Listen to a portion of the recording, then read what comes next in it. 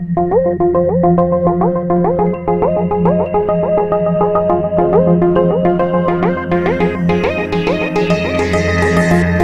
next session is a 30 minutes panel discussion on how to break out of the pack, and we're talking about professional services companies, how to find a niche segment that differentiates you from others. This panel will discuss how small and mid-sized professional services companies can differentiate themselves from industry heavyweights, whether it's a niche technology, solution, domain, cost, or even an operating model. Panels will also discuss how industry consolidation brings opportunities for these companies. For this session, we have an exciting line of panelists. Each one of them brings a unique perspective to this issue. We have with us Shashank Samant, CEO Global Logic, Drew Naukam, Senior Vice President, Hitachi Consulting, and Ernie Cortes, Audit Partner, Ernst & Young. The session will be moderated by Puneet Shivam. He's the Head of US Operations for Avendus Capital. Please welcome on stage Shashank, Drew, Ernie, and Puneet.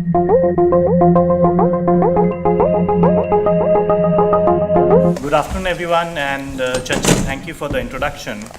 So it's a privilege today to invite three of our very distinguished panelists to this panel. And as Chanchal mentioned, the panel that we are addressing, the topic we are addressing is how to break out from the pack as a professional services firm. And in our discussions with the panel, we realized that one of the key things that one has to keep in mind in that quest for the breakout is to really instigate, embrace, and manage change as you grow as a professional services firm. So that's the kind of theme you will see as we go through our discussion. So let me just start with quick introductions. We have Shashank, who's the CEO of Global Logic. We have Drew, who is SVP at Hitachi Consulting, and we have Ernie, who is a partner with Ernst & Young. So Shashank, why don't you start with a very quick introduction of yourself? Yeah, actually, you said very good words about me. It's very nostalgic for me to come back over here. In 2000, I attended a similar kind of session.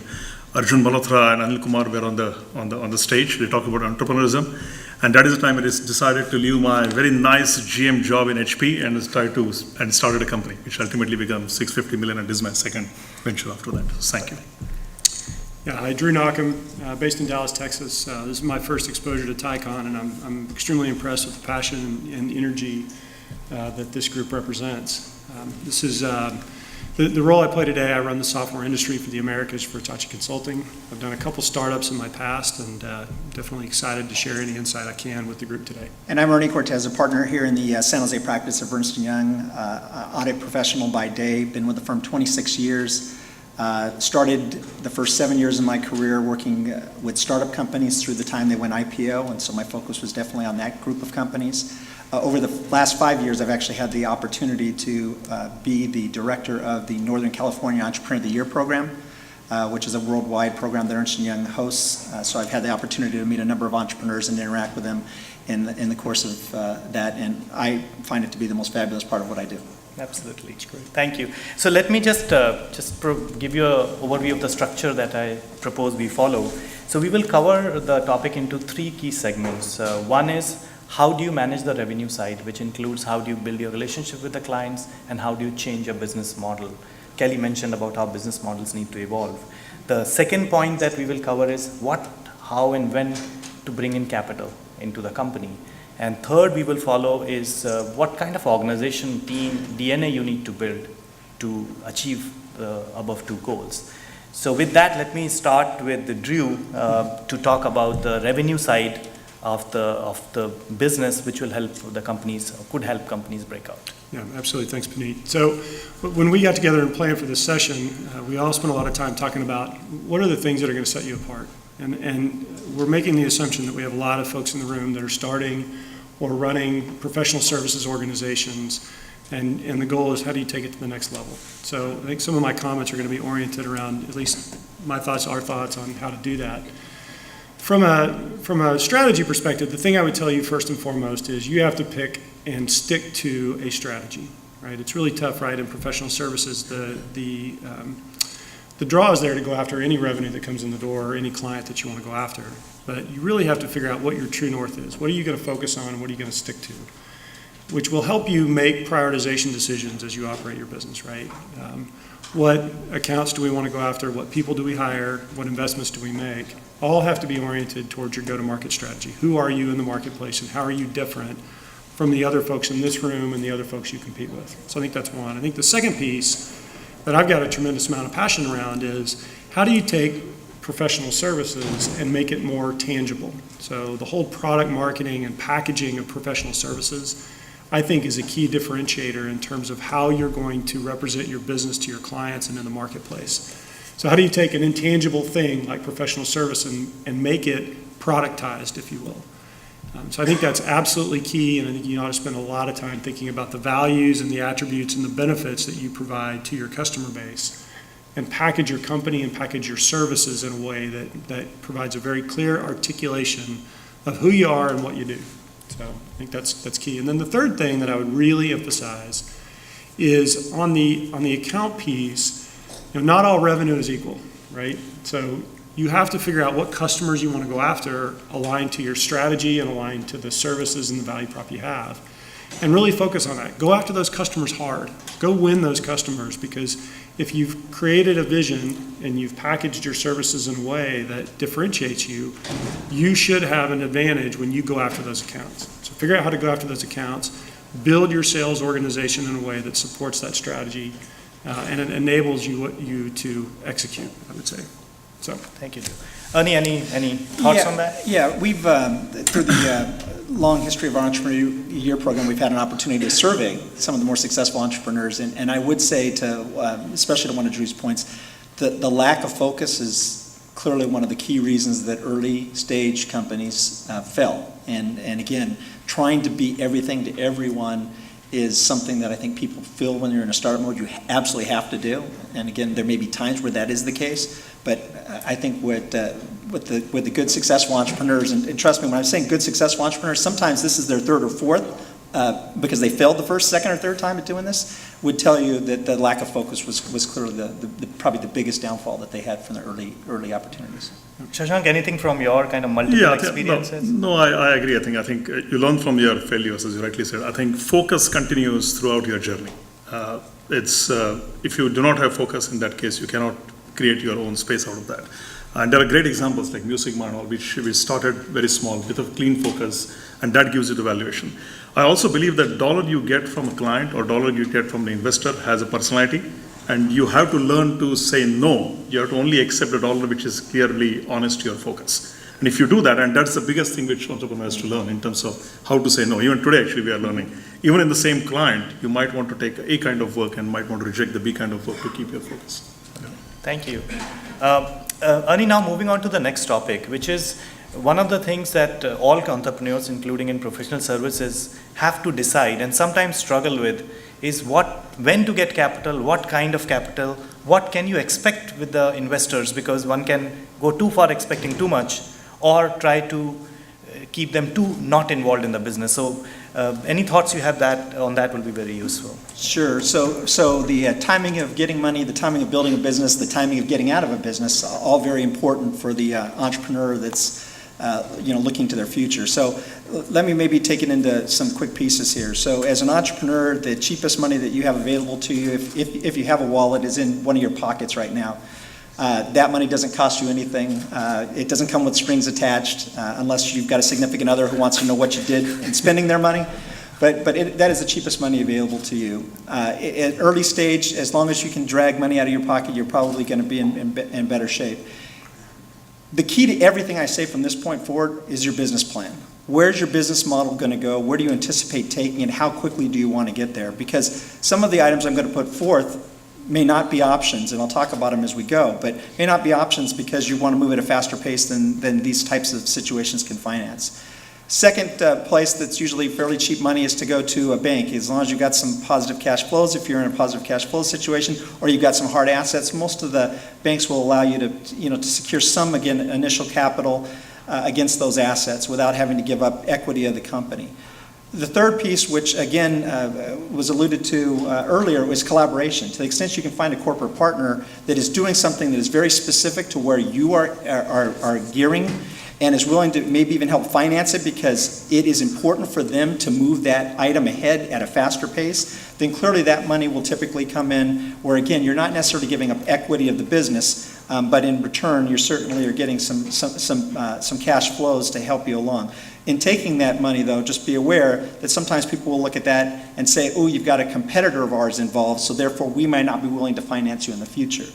The fourth one comes that I would point out is really the more traditional one that you hear here in the Valley, which is the angel investors. And at the early stage, to the extent you need working capital, that's going to be the best place to go, especially if you've got somebody who is very familiar with your line of business. Typically, they're not going to fund beyond the first round, but they certainly are a great ask of the first round. Those folks don't typically ask for a ton in return. The next piece, venture capital, which is very prominent here, not necessarily every place else. And this is a big one because at the venture capital level, there's usually a lot more diligence put in. And so the good news is that is a partner, and you should be very diligent on the venture capital partners you are looking at to make sure that they understand your business. The more they understand the business, the less they're going to get in the way of what you're doing. So understand that they understand your business. When you look at the venture capital, they're looking, depending on when you bring them in, 3x, 4x, 5x, as much as a 10x return on their money. As a result, they're going to be very in the boardroom with you. They're going to come with their ideas and thoughts. They're not there to run your companies, unless, of course, you misfire, in which case they will be. But they are really looking for a return on investment, and in doing so, they are also going to be very wanting information. They're used to getting information. So what that's going to cause is an infrastructure change. For those of you that aren't used to being very well organized from an accounting or financial system standpoint, that's going to be almost a mandated thing once you get the venture capital person involved. So that means more additional costs. So you're going to take that money, it's going to cost you in an equity play, it's going to cost you in an internal cost play, but in return, if you've got the right venture capitalists, and again, make sure you get the right ones, they should be bringing knowledge. They can interview high executives in your organization. They can also go out and get you customers, build other relationships. So in return for the money, you're not just looking for the money. Make sure you're getting the know-how that person's going to bring to the table. And if you're not going to get know-how out of it, the money's probably not worth it. And then moving up the final part of the food chain here, I guess, and again, there's a lot of other avenues, is private equity also tends to be available. That tends to be available at a lot later stage. That typically is when you're a very mature company and they can very well gauge your cash flows, or you're looking to exit out of your organization where you're looking to actually sell and move on. So depending on your growth patterns, banks aren't going to give you money for financial expansion in international locations. So if your plan is to grow aggressively, you're probably going to be looking at venture capital money much, much sooner in the equation. If your plan is to do even acquisitions in the United States, again, depending on the size of that, you're probably going to move from angel investing to investing in venture capital. Some people want to avoid venture capital, but honestly, it is a great source. It's a great source of financing. And what you have to evaluate is whether your plan can be accelerated quick enough to get you a 10x return for you personally, versus dragging your feet with the limited resources you have and ultimately finding out that you've got a nice $1 million company that you own 100% of versus a $100 million company that you own 10% of. Thank you, Ernie. Shashank, just on this, like you were discussing in preparation for this panel, you have gone through a number of investors, and one of the things that we hear from entrepreneurs who are looking to raise capital is what they expect in addition to the money from the investors. Any thoughts on what to expect and what not to expect? Yeah, I think Ernie pointed out the stages very nicely. I think initial part, you want their investors' credibility to rub on you. It's not necessarily that they will be your sales force, but they are going to lend you the credibility.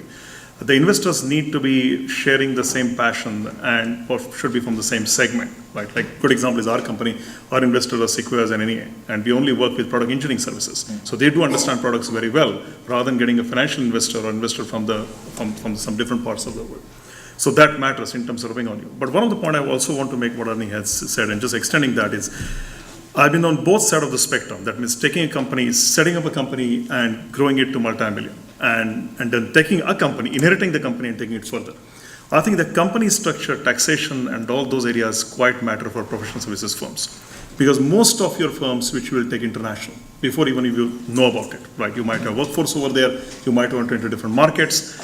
And oftentimes, it's company structure and taxation benefits, all those things become afterthought and then you ended up paying up dearly, especially if you're in the US. So that is the area you might want to, and I've seen it both the sides, right? When I set up the company and made it around 750 million, or when I inherited a company and taking it further.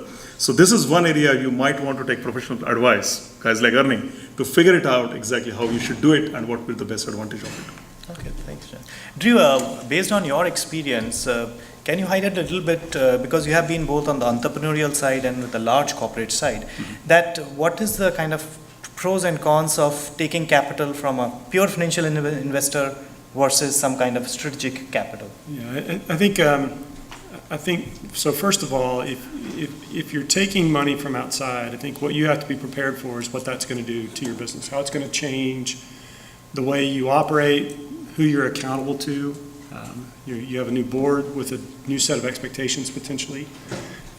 So you have to be prepared for a new level of sophistication and maturity, regardless, right? And different sources of capital are going to introduce different sorts of constraints on the way you operate. So I would make sure in all cases that you go in with a very open eye towards what the impacts are going to be to your business in terms of how you operate, and really make sure that you're interviewing those sources to understand what their expectations are going to be, and then understand whether you're able to meet those expectations.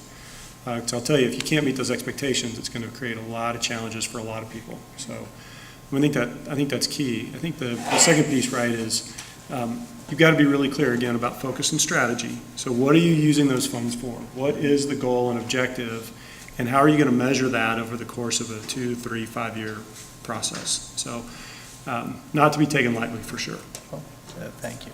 So moving on to the third point that I had brought up earlier is that to achieve the objectives that Drew and Ernie spoke about, you obviously need to build the organization behind it.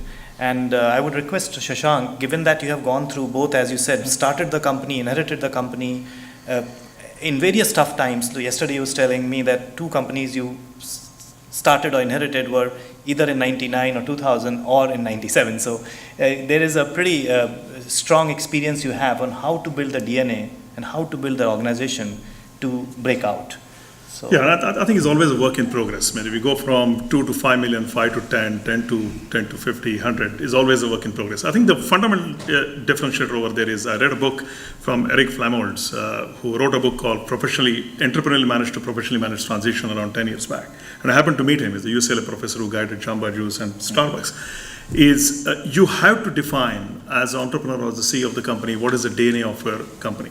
So in the DNA's helix, you have to define all those strands, and the people can connect the dots. They can connect it. People are going to come in, they will not create your DNA. They're only going to enhance it and make it better.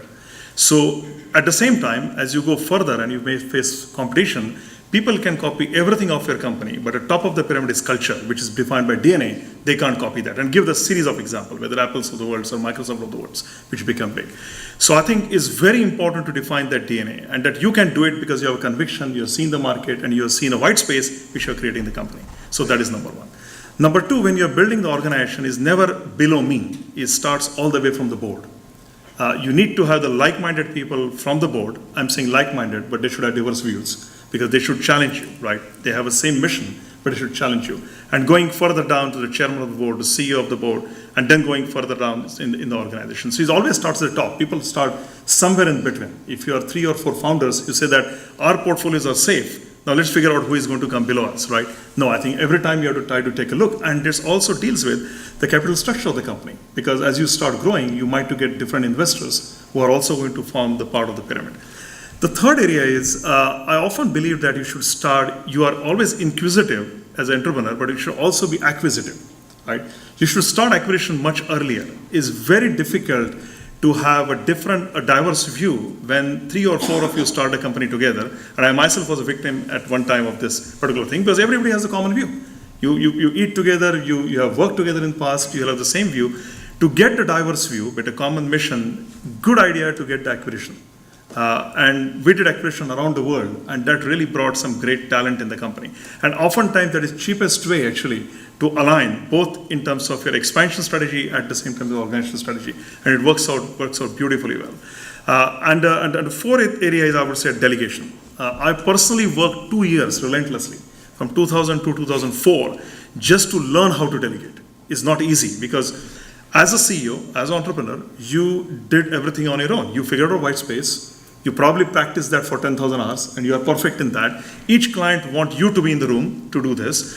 And the only way to do that, to up your game, what I mean that is if you're selling $1 million deals and you're doing that really great, try to get somebody else who can do that and just up your game to 5 million, right? If you're trying to manage the HR at that particular time, then try to figure out how we can go in the organization development curve or the balance scorecard side. So if you up your game, you don't feel you're leaving something on the table or somebody's going to trouble it, right? And that is the one thing which will not happen just by yourself. You need to have really a strong mentor, either from the board or your chairman of the board or one of your colleagues who is going to continuously keep on telling you that. My breakpoint in that came when actually I fell sick and I was not able to go for one of a very clean meeting. Two of my partners took that meeting and did a better job than me. And that was the understanding from my side, a realization that, yeah, somebody else can do it. Now, everybody is not lucky to actually fall sick in that way. But I think that becomes quite important. Yeah, absolutely. Sure. I mean, I think the thing I would add to that, right, there's all sorts of different aspects of your business that you're trying to build. We spent a little bit of time yesterday talking about the sales function, and Shashank made the point about sales being binary, and I fully agree with that, right? When you hire your sales organization or you start to build your sales organization, one of the challenges that you face is, how do I go get a salesperson that can carry the message I want them to carry in the marketplace? I think the whole packaging and productization of what you do is important, and it allows you to maybe change the profile of the people you're trying to hire. So you don't have to go out and hire a really smart expert that is just like you. You can start to leverage down the cost of your sales organization potentially. But the other piece is you got to hold them accountable and you got to measure them tightly. And you know, if you've had somebody around for a year and they're not producing, then they're probably not going to produce the next year either. So you got to be ruthless in terms of measuring the performance of certainly your sales organization, but you got to think about how you're going to measure everybody in the business, right? What measures and metrics are you going to put in place? How are you going to align your compensation to that? Because those are very, very significant drivers in terms of the culture you're trying to enforce. So structure, I think, is critical, and you can manifest that structure in a lot of ways. Metrics and compensation is clearly one way that you got to think a lot about. The other thing I'd echo, just from the standpoint of the growth of the organization, is the people aspect of it.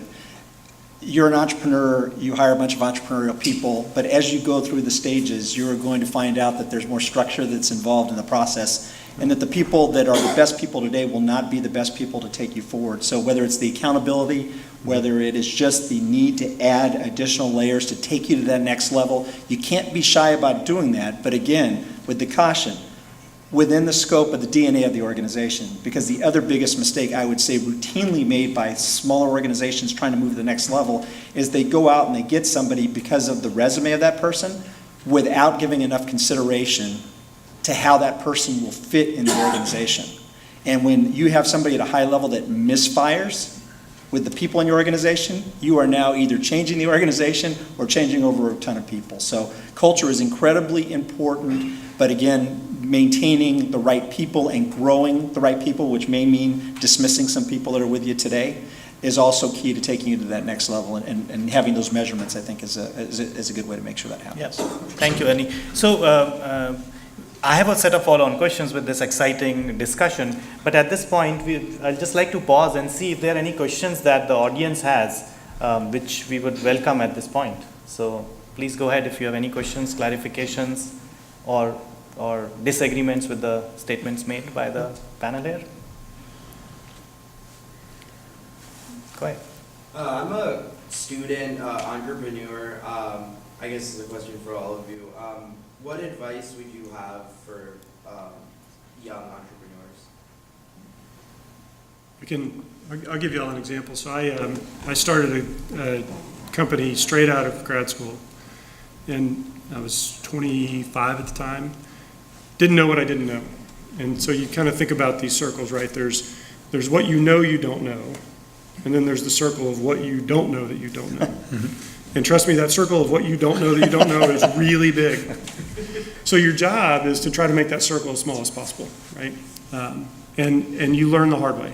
So when I look back on that experience, I left a lot of money on the table. We made a ton of mistakes.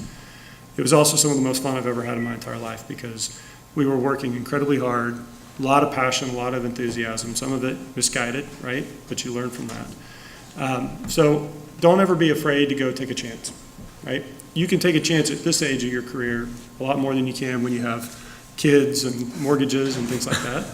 So I would say go give it a shot, right? Don't be afraid, go try, but just make sure that along the way you learn from the mistakes that you make and be better the next time.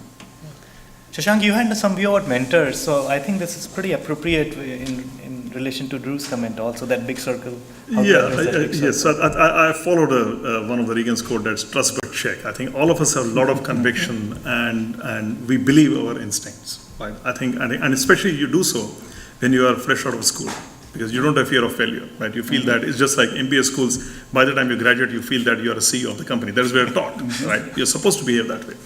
But I think trust but check works because it's not about just your sphere, but it's the external factors are impacting you.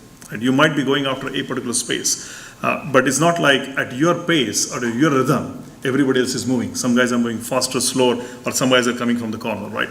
And that is the area having mentors really help. And I have two mentors, one of them actually for the last 14 years, right?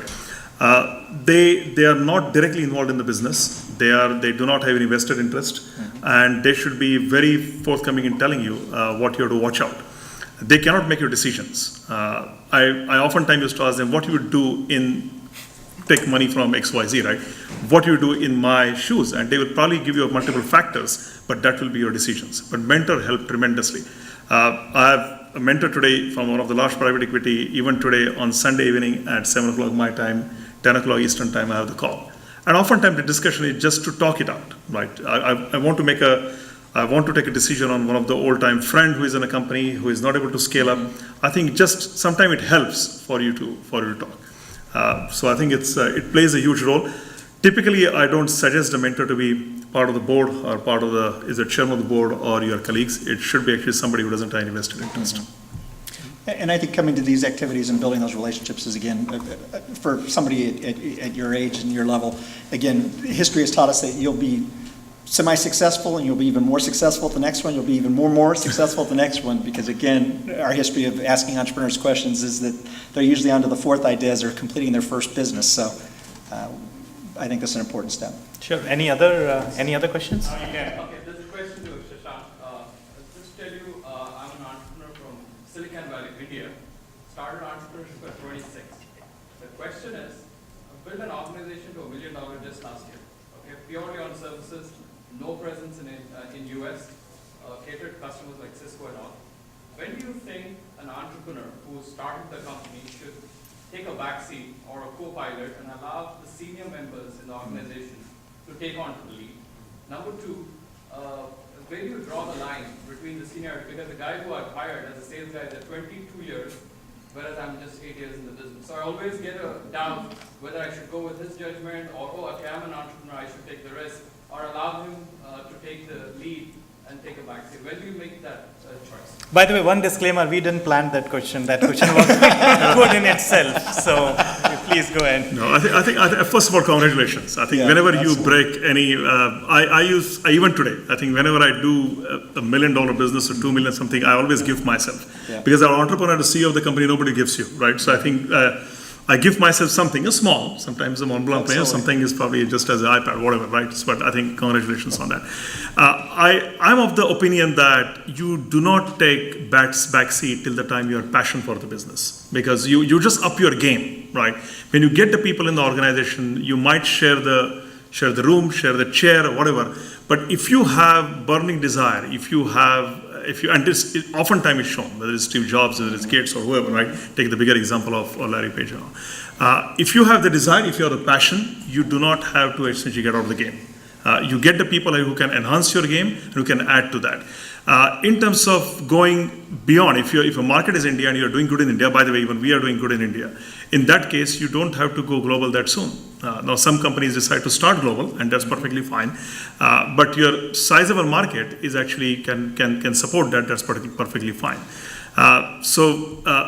Judgment at the end of the day, if you're CEO of the company, ultimately buck stops at your place, just like the president of US. So you might take everybody's opinion, you might weigh those opinions, but ultimately you are going to make the call. And that's exactly when I said when the mentor can also help you, but the call is going to be yours. But looks like you have passion, you're very proud about what you're doing, you are successful, and you have the energy. There's no reason to actually hand over the baton. You can get the people, you can divide the responsibilities, they can strengthen your organization, reinforce that, I would say. But don't leave the chair at this point. I think just a beginning, and especially for a professional services company, it's just a beginning. I mean, I would add one thing to that, and I agree with what Shashank said. I think the other thing you got to think about is your role is going to change as you hit different inflection points in growth, right? $1 million, $5 million, $10 million. What you do as the leader of the company has got to change, and the only person that can make sure that you're staying ahead of that curve is you, right? Everybody else in the business, you task them to think about day-to-day stuff, right? Acquire customers, serve customers, et cetera. You got to be thinking about the future. You got to be thinking about, what do I want my business to look like next year and the year after that? And if you find yourself getting wrapped too much into how do we do things this week and next week, et cetera, then you're probably not doing enough of long-range thinking. So if that's the challenge, right, you're getting sucked into the day-to-day, then you got to pull yourself out of that. You got to get people that you trust to operate the day-to-day so that you can think about the future. And again, in top failures, that's exactly where that's again, one of the items that shows up on the list of top failures is the CEO not being able to continue to be the visionary because they're too tied up in trying to manage the day-to-day operations. So we are out of time. So I think with this, let us again thank you, the panelists, for excellent point of views, and we'll again thank you for attending the session, and I hope you enjoy the rest of the conference. Thank